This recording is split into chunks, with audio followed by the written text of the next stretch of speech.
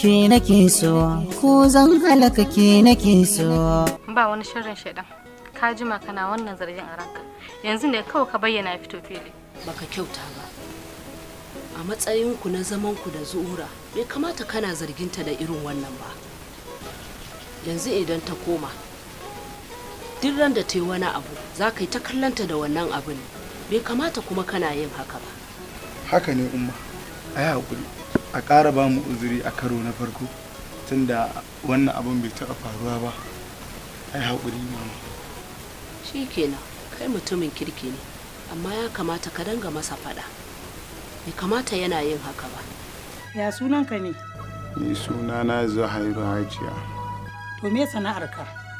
Sana'ana wani lokaci na kan ɗan yin gwangwan.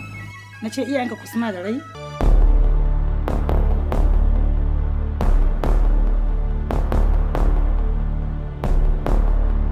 Dama ƙanwata yake so, shi ya sa na zo, kuma an ce a wajenka ne kawai zan samu cikakken tarihinsa. Kana magana kan Malika kenan. Ƙwarai kuwa. Ku yi haƙuri kun ji?